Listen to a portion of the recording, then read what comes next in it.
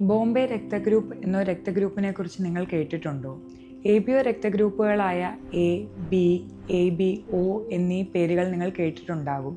അതുപോലെ തന്നെ എന്നാൽ അതിൽ അത്യപൂർവമായ രക്തഗ്രൂപ്പാണ് ബോംബെ. ഡോക്ടർ YM ബിണ്ടയാണ് 1952 ബോംബെയിൽ ഈ രക്തഗ്രൂപ്പ് ആദ്യമായി കണ്ടുപിടിക്കുന്നത്. എന്താണ് ബോംബെ രക്തഗ്രൂപ്പിൻ്റെ അപൂർവത ഉയർത്തുന്ന വെല്ലുവിളി എന്ന് ചോദിച്ചാൽ, ബോംബെ രക്തഗ്രൂപ്പുള്ള ആൾക്കാർക്ക് ബോംബെ രക്തഗ്രൂപ്പിൽ നിന്ന് മാത്രമേ രക്തം സ്വീകരിക്കാനാവുകയുള്ളൂ. ഇന്ത്യയിൽ 10,000-ൽ ഒരാൾക്ക് മാത്രമേ ഈ രക്തഗ്രൂപ്പ് ഉള്ളൂ.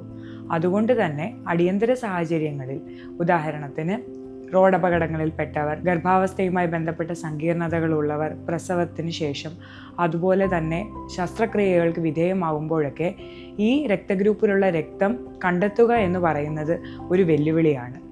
സാർവത്രിക ദാതാക്കളായ O നെഗറ്റീവ് രക്തം പോലും ഇവർക്ക് സ്വീകരിക്കാനാവുകയില്ല. അതുകൊണ്ട് തന്നെ ഈ രക്തഗ്രൂപ്പ് ലഭ്യമാക്കുക എന്നത് ബ്ലഡ് സെൻ്ററുകൾ നേരിടുന്ന ഒരു വലിയ വെല്ലുവിളിയാണ്. ഇങ്ങനെയുള്ള സാഹചര്യങ്ങളിൽ റെയർ ബ്ലഡ് ഡോണർ രജിസ്ട്രിയുടെ സേവനം നമ്മൾക്ക് ഉപയോഗിക്കാം.